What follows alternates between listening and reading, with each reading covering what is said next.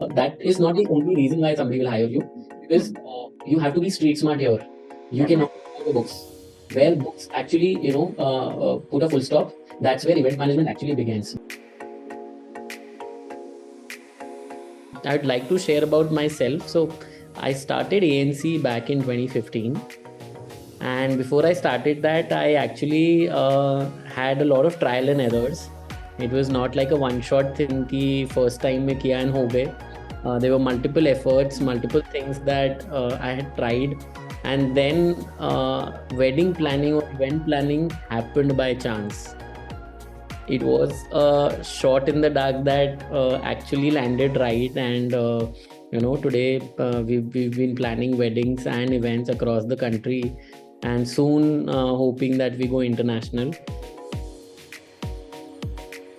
Imagine I'm giving you a hypothetical situation that one fine day, either of your siblings are getting married, and you're the most enthusiastic kid, and you really want to be a part of that entire planning process.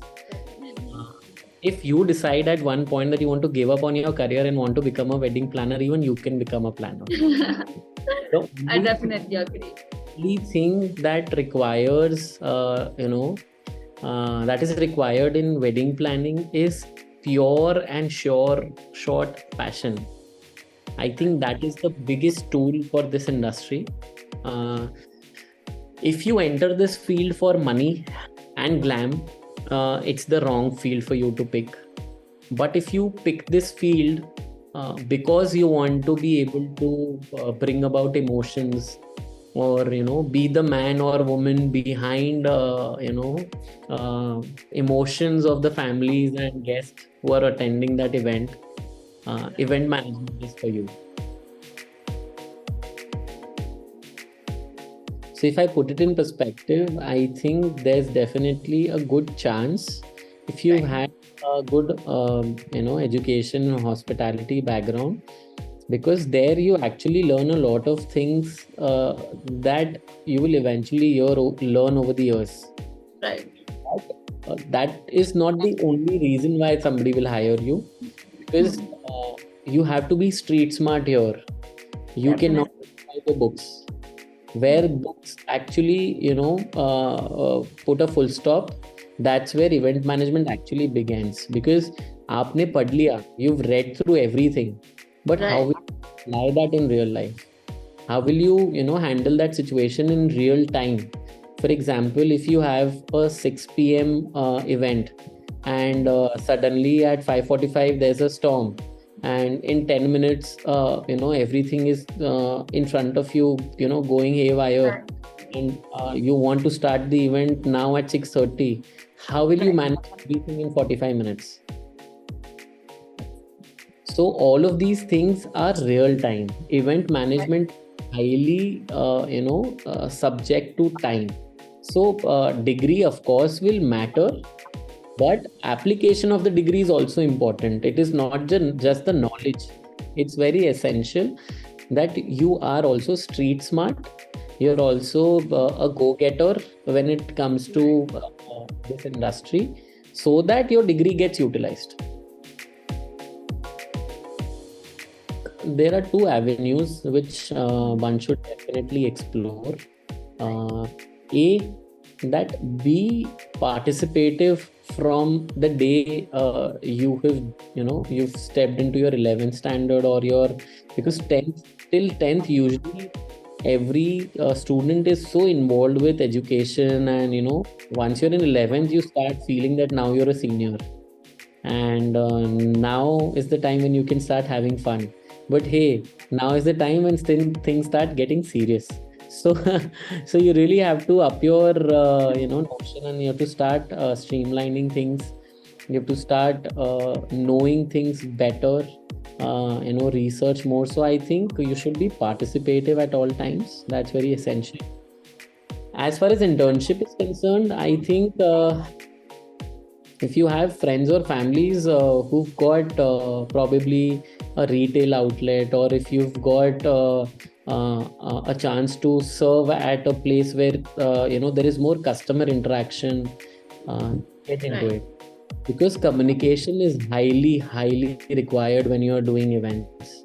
If you're not strong in your communications, be it event management, be it a lawyer, be it somebody who's into psychology, even then you'll feel the lag. So I think communications really puts you a step forward, and it really helps. And it's Right. okay if you're shy. Being shy doesn't mean that you are not good at communications, but communication itself, when somebody starts talking to you, they should start realizing that you've got a lot of knowledge. So if I have to divide a wedding into multiple departments, I would start with hospitality as the most important factor and department. When I say hospitality, it means hotel, that also involves hotels. It Right. involves catering, it involves guest check-ins, it involves guest RSVPs, it involves taking care of the guest to interacting with them. All of that is hospitality. Then we come to another section that is known as decor. So when you go for any wedding, or when you see any video of any celebrity, or when you see any attend any wedding at your family's place or your relative's place, and you see the decor bit of it, that is one very big department as well. Right. So decor also takes right from what kind of structures will be there, to the kind of color palette that you want to select, to the kind of florals, to the lighting, to what sort of sound, Right. what kind of sound you have to use, to what should be the coordination of linens, to the kind of chairs that have to be placed, to the sofas that have to be placed, to how will you negotiate with the vendors, to all of that is included in decor. Then comes entertainment. Entertainment covers subject like the couple entry, to the bride's entry, to the groom's entry, to the sound system, to the Right. artist that might at the event, to what is the event flow going to be like, what is the backstage requirement, what is the need of the artists that are going to fly down from another country or another city or another state, and what all is their requirement. Then comes logistics.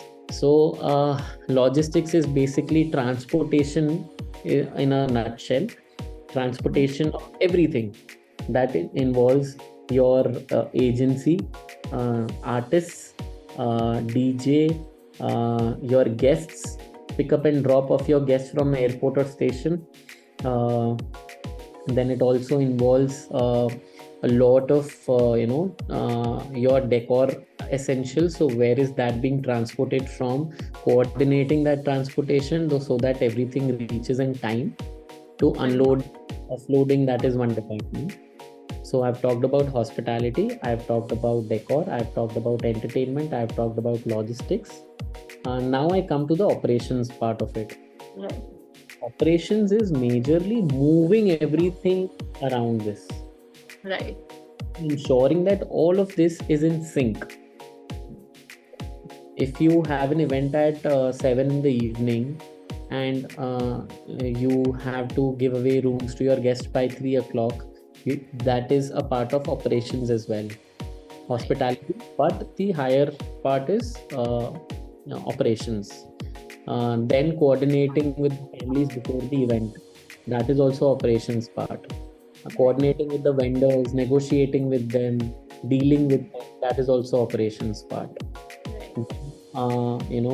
Managing your team, giving them roles and responsibility on the event day, that is also a part of operations.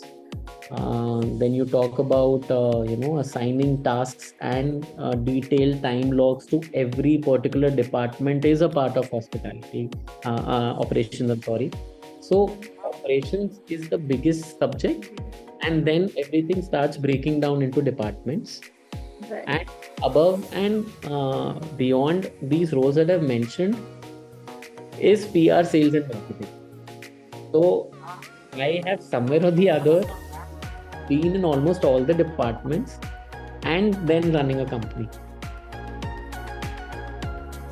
So I think recently I was, listening to this panel discussion where a planner had actually used bamboo uh, in their wedding as opposed to, heavy structures of steel and aluminum.